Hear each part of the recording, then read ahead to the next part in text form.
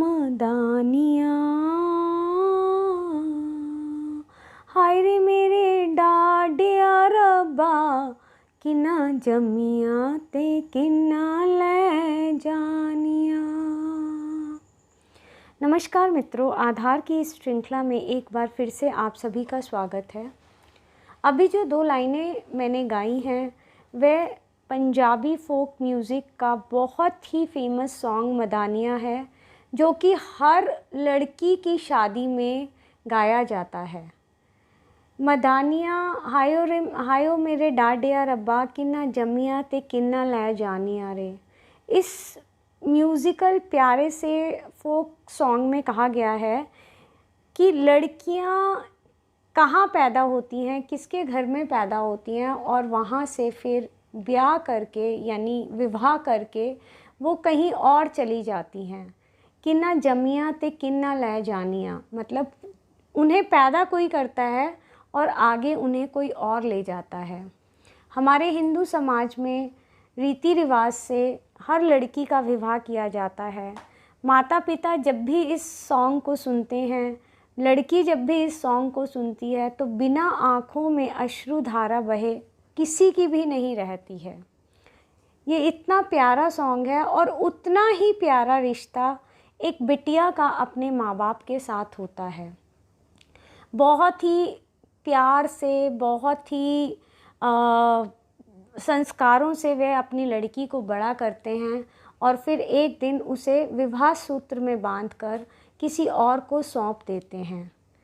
Actually मेरा आज का जो विषय है वो यह है कि हिंदू समाज में ये कहा जाता है कि लड़की का कन्यादान किया गया है और कन्यादान सबसे बड़ा दान माना गया है। कन्यादान का ये मतलब नहीं है कि हमने या माता पिता ने अपनी पैदा की हुई लड़की को किसी और को दान कर दिया। क्या लड़की दान की वस्तु है? जी नहीं।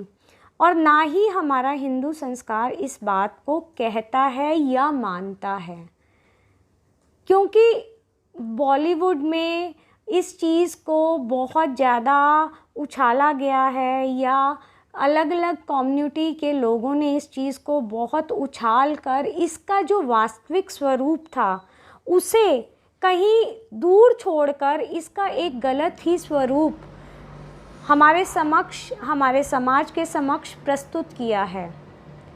एक्चुअल में जब विवाह पद्धति की जाती है उस समय, जैसा कि हिंदू समाज में अग्नि को एक देवता के रूप में माना जाता है, तो उस समय विवाह पद्धति के समय अग्नि को साक्षी मानकर, अग्नि को देवता के रूप में प्रकट करके और उनको साक्षी मानकर माता पिता अपने गोत्र को जो है वो अग्नि देव को साक्षी मानकर अपने गोत्र से अपनी बिटिया को दूसरे के गोत्र में जाने की अनुमति देते हैं और वर वाले भी अपने गोत्र का नाम लेकर अग्नि को साक्षी मानते हुए उस बिटिया को अपनाने की जो है वो कसम खाते हैं।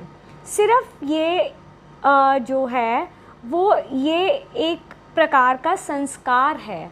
इसमें जो दान वाली बात की जाती है या जो लोग बहुत बढ़ा चढ़ा के बोलते हैं कि बेटी का दान कर दिया गया, बेटी कोई वस्तु है जो कि दान की जाती है, जी नहीं, मैं भी बिल्कुल इस चीज़ से सहमत नहीं हूँ। परंतु हमारे इस संस्कार को गलत नज़रों से मत देखिए। यहाँ बिटिया का दान नहीं हो रहा, क्योंकि बिटिया एक कुल में, एक गोत्र में पैदा होती है और वह दूसरे कुल और दूसरे गोत्र में जाती है, इसलिए उस कुल के जो लोग हैं उसे अपना सकें, उसे अपने घर का, अपने परिवार का, अपने समाज का सदस्य मान सकें। इस कारण वह उसे अपने कुल का ही नाम दे देते हैं, अपने ही गोत्र का नाम दे देते हैं। तो यह संस्कार जो है उस संस्कार का यह मतलब है, ना कि वस्तु बनाकर हम किसी बिटिया को या हम किसी लड़की का दान करते हैं। यदि ऐसा होता तो मायके वाले बिटिया को हर दिन त्योहार पर उसके पास नहीं जाते, उसके सुख दुख में उसका साथ नहीं देते, यहाँ तक कि बिटिया की मृत्यु के समय भी मायके से उसके घर की लकड़ी से ही उसका अंतिम दाह संस्कार किया जाता है। तो ये इसीलिए होता है कि माँ बाप अपनी बिटिया को आखिरी दम तक, आखिरी मोमेंट तक, आखिरी सांस के बाद भी अपना ही मानते हैं। और इसलिए मित्रों, इस चीज़ को समझने की कोशिश कीजिए कि लड़की का कन्यादान करना इज़ नॉट कि हमने लड़की को दान कर दिया। लड़की कोई वस्तु नहीं है जिसका दान किया जाता है। कन्यादान का अर्थ केवल और केवल उसका नया गोत्र को अपनाने को कहा गया है। आप अगर हिंदू संस्कारों को ध्यान से समझेंगे तो आप जानेंगे कि इनमें कितनी ही विशेषता है। इनमें हर कदम पर हर चीज़ की कहीं ना कहीं कोई ना कोई सीख है। बट ऑब्वियस है कि जब हम नए घर में प्रवेश करेंगे, उस घर के सभी सदस्य हमें अपना माने और हम भी उस घर को अपना माने। ऐसा तभी होगा जब हम उस घर की सभी चीज़ों को अपनाएंगे और सभी चीज़ें हमें उस घर की अपना लेंगी। तो सबसे पहला जो अपनाने का ज़रिया है वो होता है गोत्र या कुल।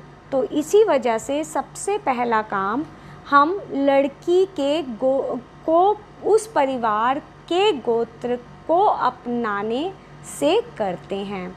उम्मीद है आपको मेरी ये जानकारी अच्छी लगी होगी और फिर मिलेंगे एक बार। धन्यवाद।